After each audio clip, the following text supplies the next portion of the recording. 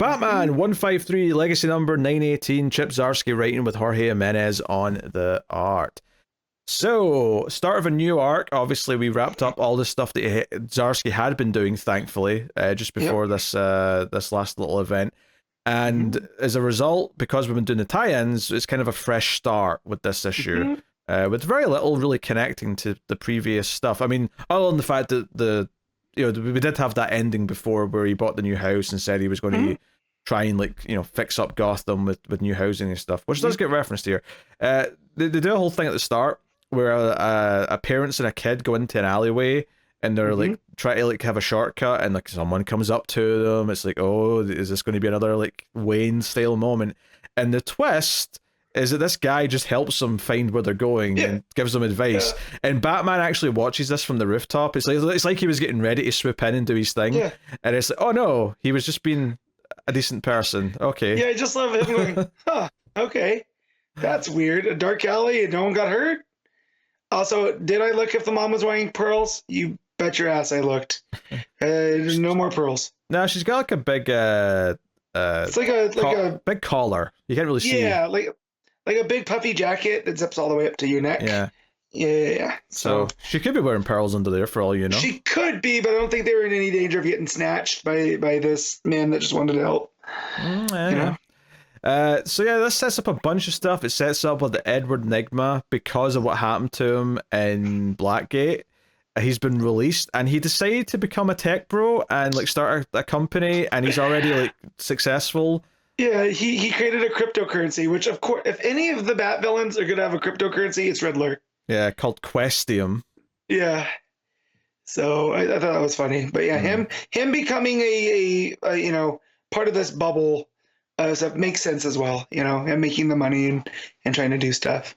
But a lot, man. Again, we thought Arkham was a revolving door, but it seems like Blackgate recently has become a revolving door as well. Well, I guess it's fallout from Absolute Power and all that. So fair enough, I guess. Mayor Nakano's obviously back here as well. Obviously, he's not going to be around much longer by the end of this issue, but they do bring him back in here, kind of remind us that he, has the wife and kid that he cares about, although it sounds like he's been cheating on his wife, because someone from the Court of Owls has been forcing him to make certain decisions, and he's starting to retaliate, and that's probably why he gets killed at the end of the issue. But, his marriage is strained. The wife wants to leave him because he's never coming home. It's causing a lot of effort. She's tired of being the mayor's wife. Yep. Right? She's like, I miss you. Your kid misses you. You're always here. And it does seem like it's not just because it seems like he's been working with the Court of Owls, and now it's not just he was the mayor and mayors are busy. There's been more going on, and he's trying to shield them from. At least that's how I took it. Yeah, Batman's meeting Riddler and being, hey, you better be on the straight and narrow, or I'll be watching. I'll be in the shadows, making sure you're not doing anything wrong. It also mentions that because Riddler's selling security software to people, he's like, I've been poring over that code to make sure you're not putting anything dodgy in there. You better believe it. So yeah, we see some the idea that people are protesting because Wayne's been putting money into building up this new housing, affordable housing in certain areas. There's protesters calling him a communist because the house is going to immigrants, and Wayne's just kind of tanking it. But the other executives are feeling less positive about it, and they want their profits to go up. Yeah. So it seems like Riddler's actually in cahoots with the current CEO of Wayne Enterprises and try to get her to convince Wayne to merge or sell to his company. So I mean, I appreciated a lot of this. It set a lot of stuff up. I kind of like that he's building a whole new set of things we're playing with. I definitely like this way more than any of the failsafe shit. I'll say that much. I was reading this and I'm like, wait, do I like this? Is this good? Well, I will say though, there was a moment where I laughed out loud, and not because something was good. So after this, when Wayne runs off, it's because he hears that there's been a jewel robbery, and he's chasing down these guys in a van, and the guys in the van, they're like, oh, get on the run, we'll drive through the park, we'll get away from the cops. And then you see in the foreground, it looks like Batman's just standing on the road, but then you turn for not quite a full page spread, but almost 2/3 of a page. And we see what might be the dumbest looking person in a costume I have ever seen in my life, which I'm sure is the intent. Don't get me wrong. I'm not saying that this is them thinking they've come up with a blinder and they don't know what they're doing. But this looks like Captain America and Homelander, like, just absolutely, like, they had so much hard sex, as hard as they possibly could, and this is the produce that was sprayed all over the walls and turned into a costume. This is Cody Rhodes' origin story. Right? Like, and he also has forearm knives, like Baraka from Mortal Kombat. Doesn't really match the Patriot vibe or whatever, but okay. It's well, and he's got that problem as well, where now obviously some superheroes have cowls.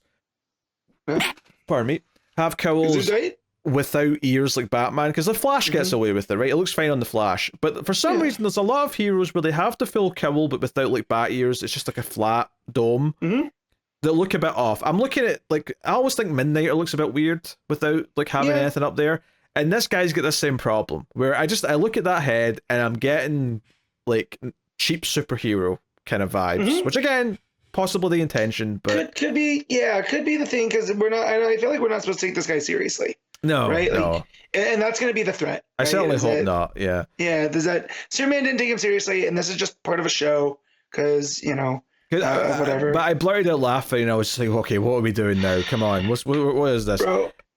I was partially relieved it wasn't Ghostmaker, right? Because when I turn the page and I see the deep cape, and I was like, well, that's clearly not Batman. And it was a red, white, and blue Ghostmaker. And I was like, oh no. Ghostmakers went patriotic. Yeah. Right? January 6th hit, he thought to himself, I need to go and do something a bit different.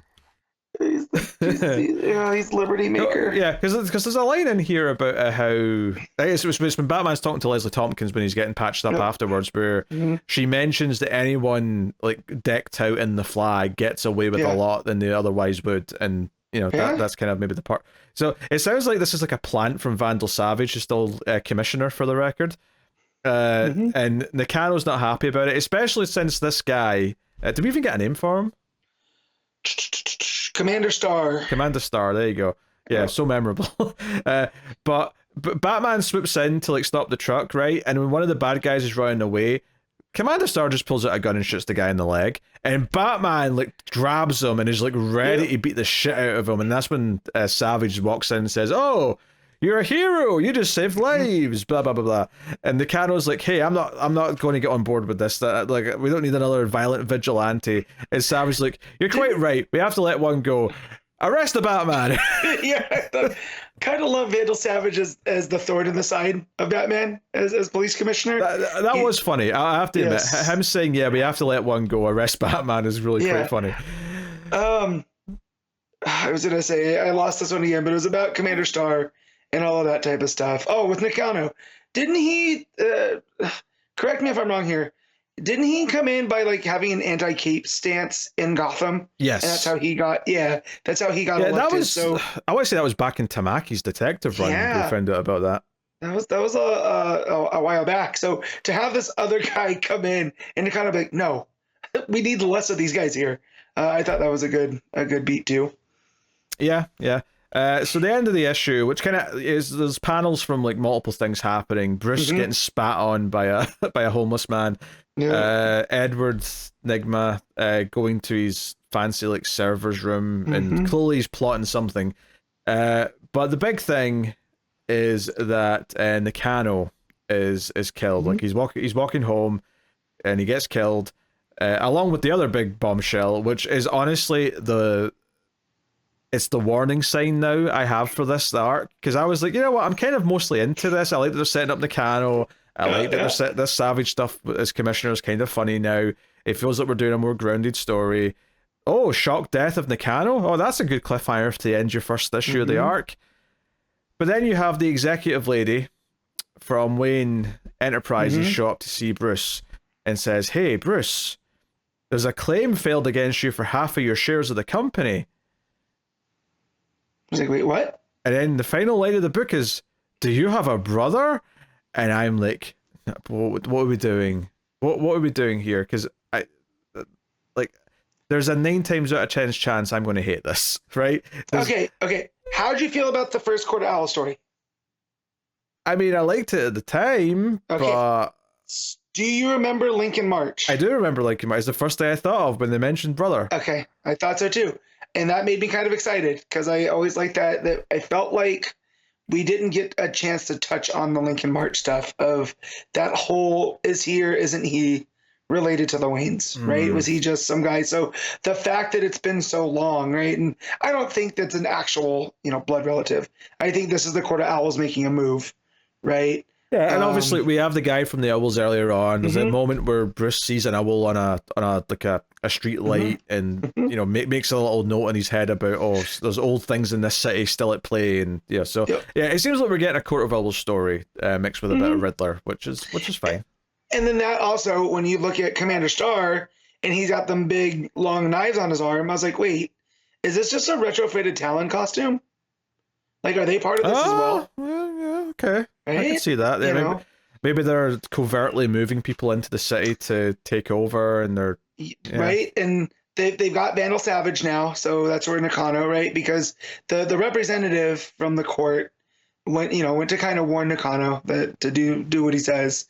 So now it seems like, well, maybe they bypassed Nakano and went to Vandal Savage, and now it's kind of like this puppet government in Gotham. Yeah, I mean, honestly, now with Nakano dying as well, this story does have potential. Like, I'm not writing it off, certainly, but I will admit, like, the phrase "do you have a brother" at the end gave me like, oh god, like, what sort of weird flashbacks are we going to get? Like, sort of try to justify this. Like, I just sometimes, like, comic storylines just have an idea that I don't like, even though there's a good chance that by the end it's going to turn out to not be true. And in this case, I suspect it will turn out to not really be his brother because no one wants to actually give him a brother.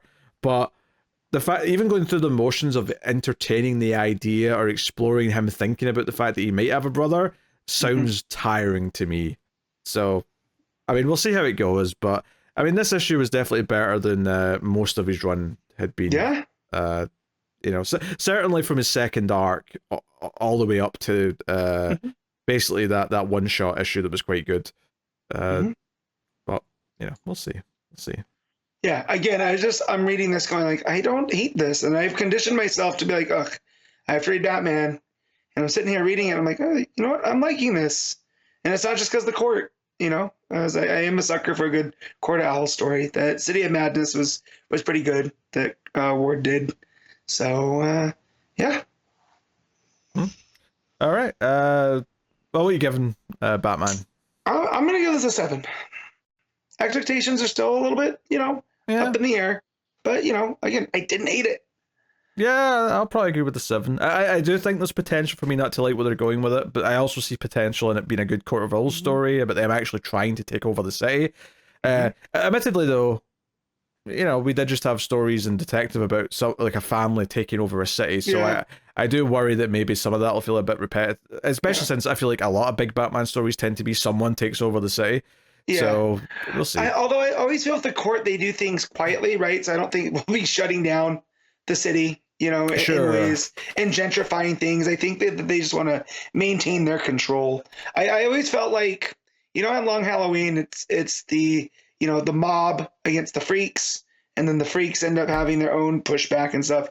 I always felt like the Court of Owls is this other, third part of the Gotham history to where, they can push back against both, right? Because they're the aristocracy. So, I'm open to where this goes for sure.